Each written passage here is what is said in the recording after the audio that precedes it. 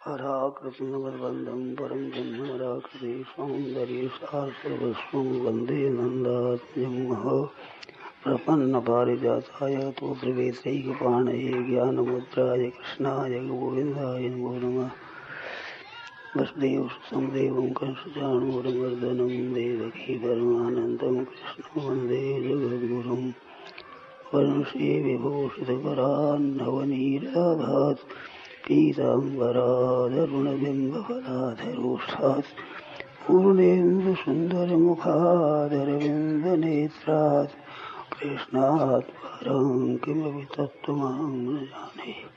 हरि ओं नमो परमात्मने नमस्ते गोविन्दाय नमो नमस्ते गुरुदेवो नमः।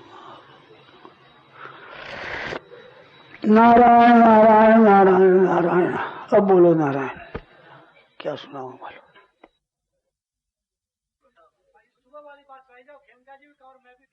अच्छा, सुख दुख का जो है ना वो हमारी मूर्खता से सुखी दुखी हुआ। हमारी बात सुबह की बात मेरे भी सुबह वाली बात याद आई। हाँ, मेरे पर रखी ना थारे मन में जो कहो तो मेरे बात सुबह वाली याद आई। अब दोनों बात हो गई, थारी भी होगी हमारी भी होगी। सुबह बात चली थी जिसमें मैंने ये कहा, याद है उस लोग याद है, मैंने कहा लक्ष्मण जी महाराज की और निषाद राज गुरु की दोनों की बातें हुई अध्यात्म रामायण में। उसमें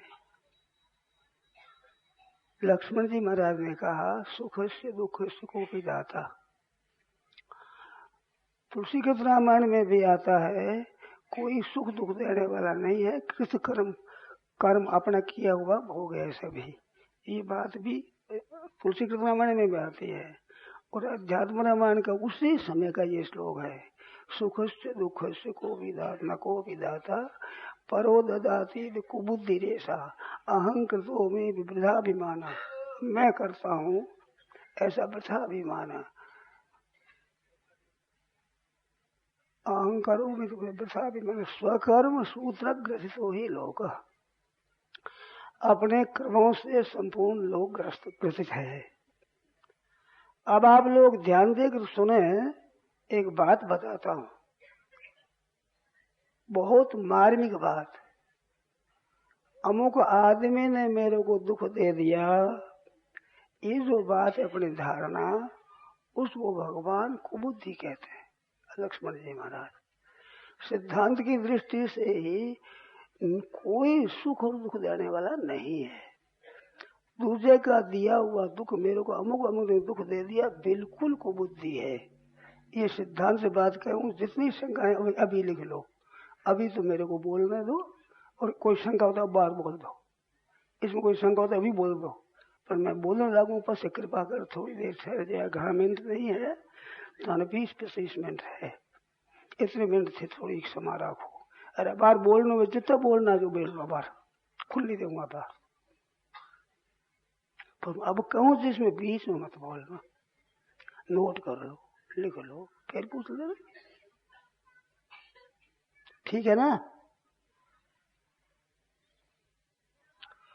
तो अमुक आदमी ने दुख दे दिया, इस पर मैंने ये सुबह कहा था कि परमात्मा परम दयालु है, परम हितैषी है, परम सुहृद है और अंतर्यामी है। ऐसे परमात्मा के रहते हुए परमात्मा की जानकारी में कोई भी किसी को दुख दे सकता है? एक बात। दूसरी बात ये मैं जोर से कहा था कि दूसरा दुख देता है तो उसका दुख कभी मिटने का है ही नहीं, कभी नहीं मिटेगा। क्यों? दूसरा तो कोई न कोई रहेगा। कहीं जाओ, किस दुनिया में जाओ, देवता बन जाओ, राक्षस बन जाओ, असुर बन जाओ, भूत प्रेत पिशाच बन जाओ, मनुष्य बन जाओ, कुछ भी बन जाओ, दूसरा तो रहेगा। दूसरा दुख देगा तो दुख कैसे मिटेगा उसका? दोनों बातें बड़ी प्रबल है, आप लिख लो। एक तो परमात्मा दयालु है और सर्व सुहृद है और अंतर्यामी है और सर्व समर्थ है। लिख लो, नाम लिख लो, ये परमात्मा की विशेषण। ऐसे परमात्मा के राज्य में उस परमात्मा के जीते जी कोई किसी को दुख दे सकता है? परमात्मा के विशेषणों का आप ध्यान देना, मैंने जो विशेषण रखे इस पर ध्यान देना। उस परमात्मा के रहते हुए कोई किसी को दुख देता है? अंतर्यामी है, सर्व समर्थ है, परम दयालु है, परम हितैषी है, मात्र जीव के सुहृदम सर्वभूता नाम लिखा है, मनुष्य नाम ही नहीं है, भक्ता नाम नहीं है, ज्ञानी नाम नहीं है, प्राणी मात्र के परम सुहृद हैं भगवान। स्वयं अपने मुख से कहते हैं, भोक्तारम यज्ञ तपसा सर्वलोक महेश्वरम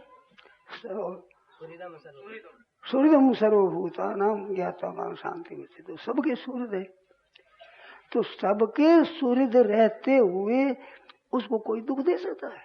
भगवान सूर्य है जिसके, प्राणी मात्र को तो दूसरा दुख दे नहीं सकता भगवान के रहते हुए। और दूसरी बात बताई कि दूसरा दुख देगा, उसका दुख तो मिटेगा नहीं, कभी कहीं जाओ भले, क्योंकि दूसरा तो कोई न कोई रहेगा ही। अब वो दूसरा कैसे मिटेगा? तो उस आदमी का दुख मिट नहीं सकता कभी। ये मैं सुबह कही। अब जाने क्या क्या बताऊं, ऐसी विलक्षण बातें हैं।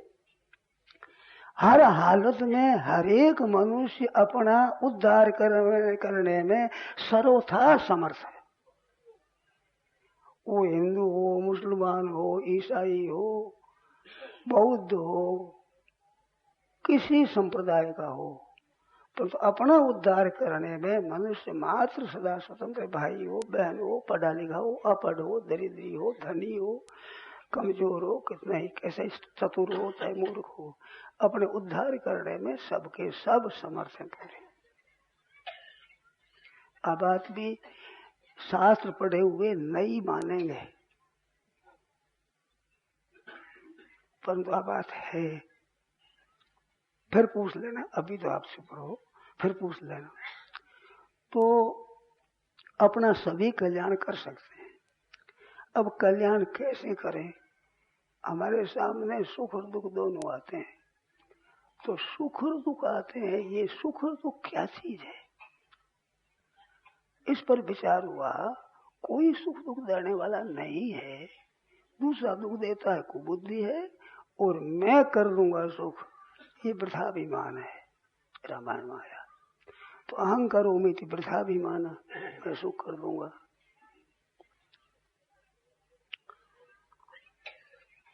तो सुख दुख कोई देने वाला नहीं है, तो क्या है ये? तो निज कृत कर्म भोग सब भ्राता, अपने किए कर्मों के फल भोगते हैं। मैं फिर प्रार्थना करता हूँ, मेरी बात का विशेषता से ध्यान देना। तो पहले किए हुए कर्मों का फल देते हैं। पतंजलि योग दर्शन में लिखा है, तस्य विपाको जात्यायुर्भोग,